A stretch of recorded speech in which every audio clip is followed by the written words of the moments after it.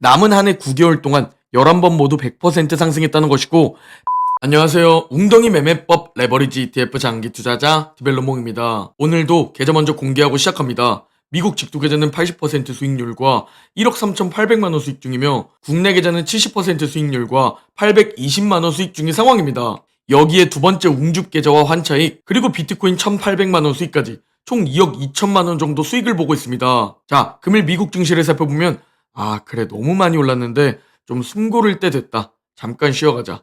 라는 생각이 절로 드는 상승세였습니다. 즉 지금 쉬어가는 것이 오히려 당연한 것이고 오히려 더 건강하다고 볼 수 있습니다. 금일 맵을 살펴보면 쉬어가는 미국 증시처럼 혼조세를 보이는 모습이죠. 자, 현재 애플과 엔비디아는 어제도 시총 2위 애플이 떨어지고 어제도 시총 3위 엔비디아가 또 오르면서 시총이 단 10% 차이로 좁혀졌습니다. 엔비디아가 좀만 더 오르고 애플이 좀만 더 떨어지면 애플과 엔비디아 순위가 뒤바뀌게 됩니다. 진짜 딱 1년 전까지만 하더라도 1위 애플, 2위 마소, 3위 구글, 4위 아마존. 이 순위는 언제나 고정처럼 느껴졌고 언젠간 바뀌겠지만 당분간 그럴 리는 없겠다 라는 생각이었습니다. 전 그리고 시총이 만약 바뀌더라도 테슬라가 바꿀 것이라고 생각했습니다. 저만 이렇게 생각했던 건 아니겠죠? 다들 이렇게 생각하지 않으셨나요? 즉 우리 모두 통찰력이 있지 않다 라는 것을 확인할 수 있는 상황입니다. 자, 어제 좀 안 좋은 소식들이 있었는데요. 그 소식들 핵심 내용만 공유드리면 먼저 이유가 애플,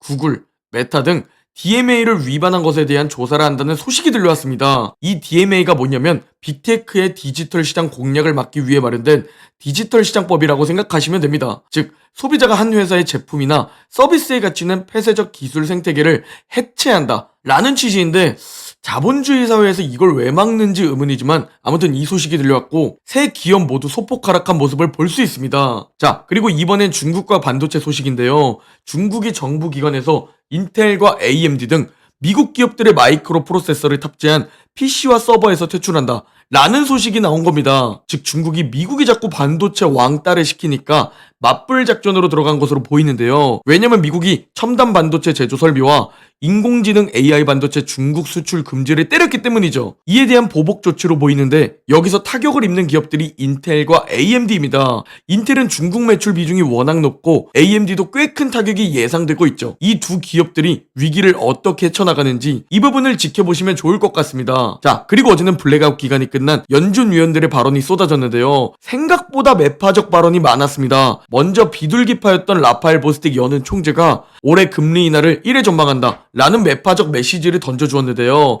당연히 예상보다 높은 인플레이션이 주된 이유입니다. 올해 투표권을 가지고 있는 위원이라 우리가 자세히 살펴봐야 하는데요. 원래 이 라파엘 보스틱 총재는 올해 2번 금리 인하가 적절하다는 스탠스였습니다. 그러나 최근 인플레이션과 고용 및 경제 그리고 주식시장 신고가를 봤을 때 올해 한 번 금리 인하로 수정한 것이죠. 또한 리사쿡 연준 이사 역시 신중하게 접근해서 인플레이션을 2%까지 둔화시켜야 한다 라는 발언을 했는데요. 급격하게 완화 정책으로 가게 되면 인플레이션이 2% 목표에 도달하기 전 고착화될 위험이 있다고 경고한 겁니다. 즉 인플레이션 3% 고착화 우려, 이걸 걱정하고 있는 것이겠죠. 그러나 진정한 비둘기 굴스비 여는 총재는 점도표에 나온 대로 세 차례 인하가 적절하다 라는 발언을 해주며 이 분야에서 가장 전문적인 사람들끼리도 현재 의견이 갈리고 있는 모습들을 볼 수 있습니다. 물가가 예상보다 높았지만 여전히 인플레이션 둔화 흐름으로 보는 것이죠. 즉 비둘기적으로 바라보는 위원들은 주거비만 내려오게 된다면 인플레이션이 목표치로 내려올 것이다 라고 바라보고 있는 것이고, 매파적으로 바라보는 위원들은 확실히 내려오기 전까지는 모른다 라고 바라보고 있는 겁니다.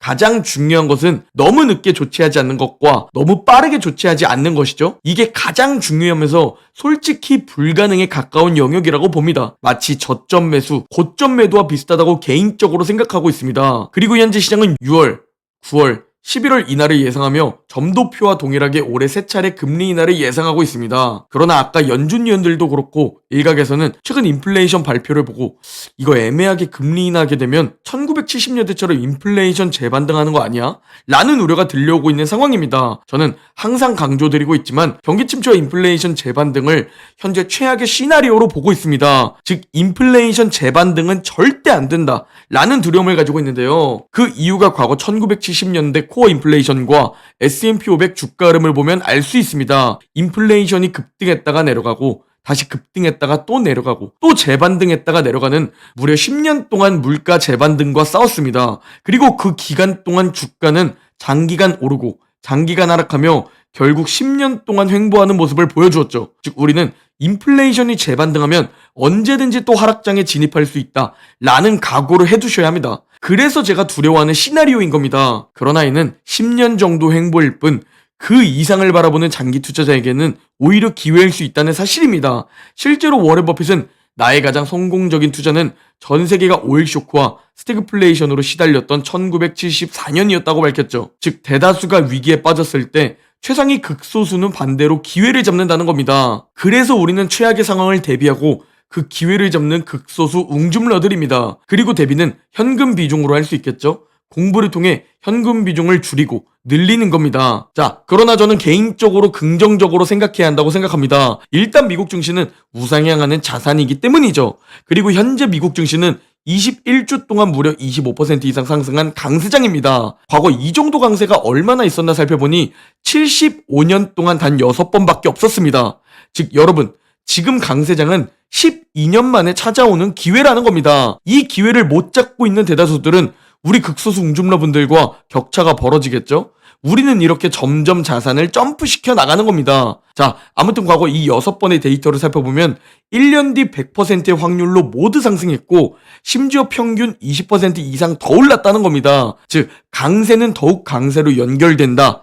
강세장에서는 절대 매도하면 안 되고 애매하게 사고팔고 하면 버스를 놓친다는 겁니다. 그러니 제가 이 강세장에서는 보유만을 외치는 겁니다. 이게 강세장에서 최고의 전략이기 때문이죠. 또한 올해 미국 증시는 1월, 2월, 3월 모두 상승할 것이라고 생각됩니다. 과거 새해가 시작되고 1월부터 3월까지 모두 상승한 적이 75년 동안 20번 데이터가 있었습니다. 그리고 남은 한 해 수익률이 어땠나 살펴보니 1987년 블랙먼데이 때를 제외하면 19번 모두 상승했다는 데이터가 있습니다. 즉 블랙먼데이 때처럼 갑작스러운 위기가 아니라면 모두 크게 상승한 긍정적인 강세장이라는 것이죠. 그래서 제가 경기 침체만 아니면 된다, 인플레이션 재반등만 아니면 된다 라고 지속적으로 강조드리는 겁니다. 자, 그러나 지금은 더 큰 강세장입니다. 올해 1월부터 3월까지가 아니라 작년 11월부터 3월까지 무려 5개월 연속 상승한 강세장입니다. 그리고 과거 이렇게 11월부터 3월까지 5개월 상승한 강세장은 75년 중 단 11번밖에 없었습니다.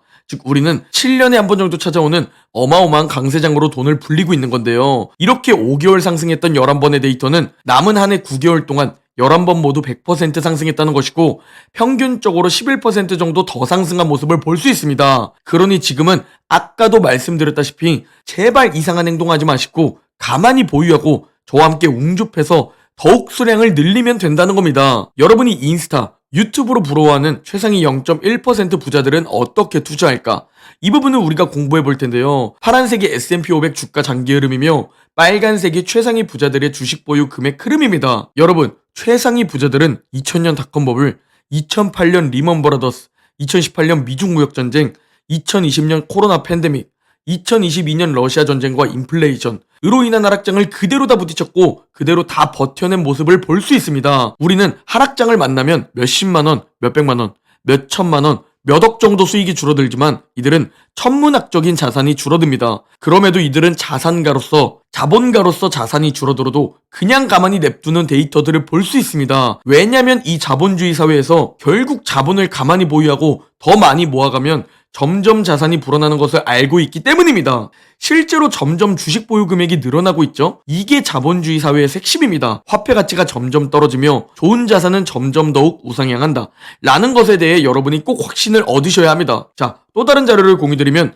미국의 상위 10%는 미국 전체 가계부의 67%를 독식하고 있다고 합니다. 즉 상위 10%가 전체 부의 67%를 독식하고 있다 라는 자본주의를 볼 수 있습니다. 반대로 하위 50%는 어떨까요? 반대로 하위 50%는 미국 전체 가계부의 단 2.5%로 나눠 살고 있습니다. 이게 자본주의 사회입니다. 이게 자본주의 현실이고요. 극소수가 되어야 하는 이유이며 제가 대다수와 극소수를 나누는 이유입니다. 그렇다면 우리는 대다수가 아닌 극소수를 따라하고 극소수에게 배워야겠죠? 즉 극소수를 보고 벤치마킹해야 합니다. 미국 상위 10%는 미국 주식의 87%를 독식하고 있습니다. 즉 예금, 적금이 아니라 그냥 자본가 그 자체라는 겁니다. 이 부자들이 예금 들고 적금 들을까요? 아니죠. 오히려 자산을 더 늘려나가겠죠? 우리는 이런 부분들을 배워야 하는 겁니다. 그리고 우리나라 상위 10%로 생각하면 어떨까요? 서울의 부동산 강남의 부동산을 소유하고 있을 겁니다. 그러나 우리나라 하위 50%는 어떻죠? 투자는 위험하다며 예금,